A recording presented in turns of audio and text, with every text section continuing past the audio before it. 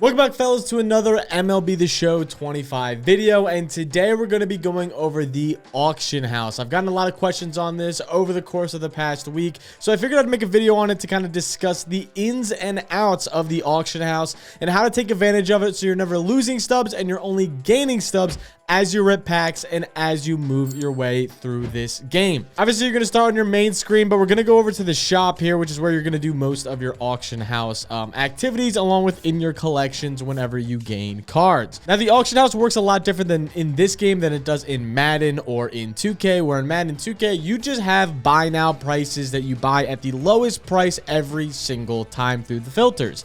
In this game, that is not the case. That is not the case at all. We'll use a pretty different player here to just get a pretty good example. Here you go. Fernando Tatis. We'll go to him as the pure example for this video. You have a buy and then you have a sell window. Your buy window, you could buy a card now for $76,000, or you could sell him for $67,000 if you have him. Those are your buy now options on MLB The Show that you never want to do. And I'm going to emphasize, you never, ever, ever, almost ever want to use these two selections right here of just buying or selling the card, unless it is a very, very minuscule difference between the two. But as you can see here, there's a pretty big gap. It is about 9,000 stubs, almost 10,000 stub difference between the buy and the sell. Why does that matter? Because every single time you go to buy a card, you're going to click on the buy card and you're going to create a buy order. The buy order is going to be based off of the sell prices on the right side of your screen. So follow along with me. If you pull a card, right, or you want to buy a card in this scenario, you want to buy a card, you want to buy Fernando Tatis, like I need him for the collection, I need him for this, he's one of my favorite players, X, Y, and Z. You go to buy a card. You're on the buy screen, you click what I just went through, you go buy, you go to select, you go to buy, then you go to create a buy order, and you're at this screen. You're going to look to the prices that are on the right side of the screen. You're going to go to the price, and then you're going to select if it's 67,836. You need to go one higher than that. So you can go to 67, let's go 840. So you'd go in and you select a buy order for 67,840. Your then buy order would be put at the very top, and the next person to sell the card for the lowest price, or for that sell now price, which a lot of people do, you'll be bought almost automatically. So you'll be bought through, sometimes it takes 10 minutes, sometimes it takes 5 minutes, sometimes your buy orders go through in 20 seconds. It all takes time, and sometimes people will then top you because it's an auction house system, unlike a lot of these other games where you can normally just put a buy now up and people will buy it pretty instantly. With that being said, this works the same way on the other side. If you're going to sell a card that you just pulled, hey, I just pulled Fernando Tatis, that's 75,000 I can acquire. Instead of selling him for 67, we're going to sell him for 75 on the opposite side by creating a sell order. So then you're going to go to 75 and you're going to put it one under the lowest buy order because you're going to want them to buy it for the lowest price. You're going to do 75, we'll do 5550 because the last price is 75,554. So then you go 75,550 and your thing will be put at the top of the list to be able to sell your Fernando Tatis. I think that makes a lot of sense, and you're going to be using this method and this strategy in the auction house every single time you're in the auction house to make sure you're capitalizing on stubs every single time. I see time and time again people go into the auction house and they sell or they buy now, and for this example exactly, you're going to be losing almost 9,000 stubs, and in a lot of examples, you're losing 2, you're losing 3, you're losing 1,000 stubs at a time, and those things stack over time, which is losing you coin and losing you value time in and time out. With that being said, I'm going to rip a pack for you guys. I just bought this pack for you just so I can show you exactly how it works when you open a pack and how you should be selling cards from those packs. Some people will say just go back into your collections and sell from there, which you definitely can do. Go back into your collections and then you'll see the same screen that I kind of just showed you in the marketplace where I'll give you a buy now, sell now, but you can do it a faster way every single time you rip packs. So say you want to open this pack right here and you pull whatever out of it. Let's just go through. We probably got, oh my God, we pulled a diamond.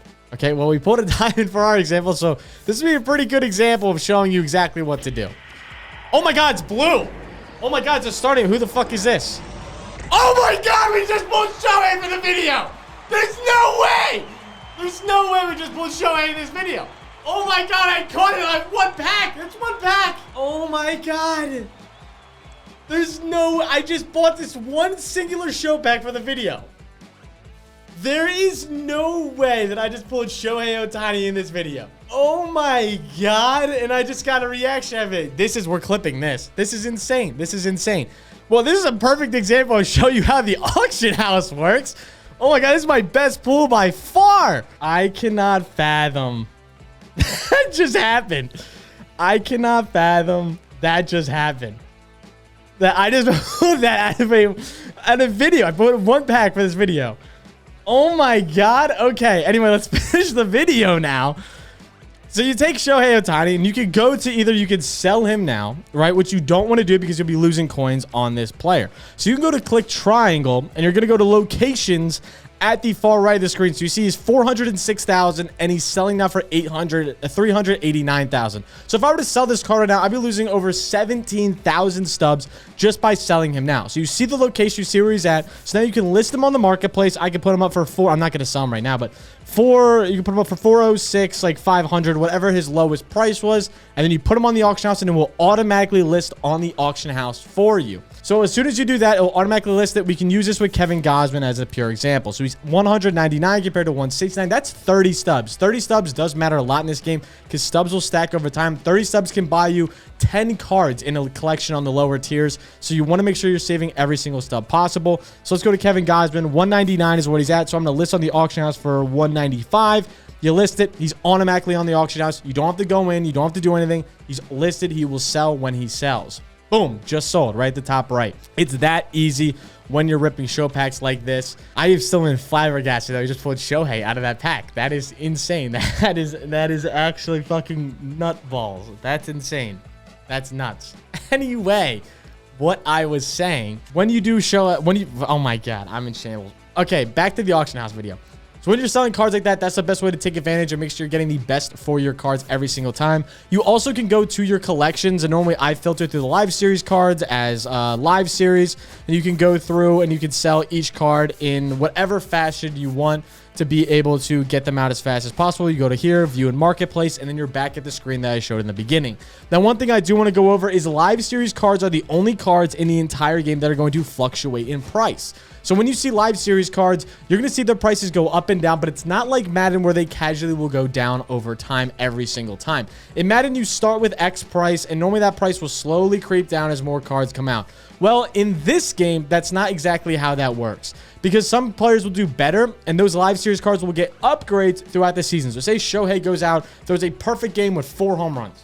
Pure fucking hypothetical example. He goes out and he does that. He will get boosted then that next week and get a better rating because he's going insane and he's had a crazy 2-week span, whatever. He'll go from a 91 to like a 93. Boom, his price just increases. Or you have a guy like Rafael Devers, who's on the lower side of this. He's like an 81 overall, I think. But he's on the low totem pole right now, as Rafael Devers is one of, no joke, the worst players in baseball as of today, as he's like 19 plate appearances and 15 strikeouts in those plate appearances. He's playing god-awful. He will most likely go down in the next update of Live Series to a silver card, which will lower his price from 700, 600 subs down to like 400, 300. That is how the market will fluctuate with Live Series cards only.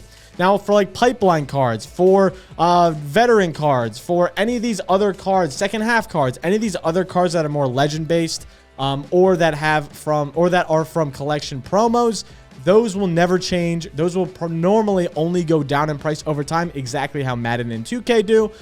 Because there are no upgrades that they can see, or their collections normally don't go for as much like the live series does, because the live series is such a heavy reward. That is how the prices work for these cards. That's how you should best buy and sell cards, and that's how you pull Shohei Ohtani for a free pack and have fun with it. That's insane. Absolutely nuts. Can't believe that happened. If this helped you understand the auction house even a little bit more and understand how you should be buying and selling cards, make sure to leave a comment down below and let me know if that pull is fucking insane. That was crazy. Honestly, nuts. But also, if you haven't checked out the past videos on the best way to use your stubs and the best way to constantly be gaining stubs, make sure you go check those videos out. I just posted a few videos on not only the best way to make stubs, but how you should be spending your stubs for the live series collections. Made videos on those, so go check those out. And make sure to like, subscribe, also to fun shit down below, because we're going to be coming out with MLB videos damn near every single day on the channel. And I'll catch you guys next time. Peace.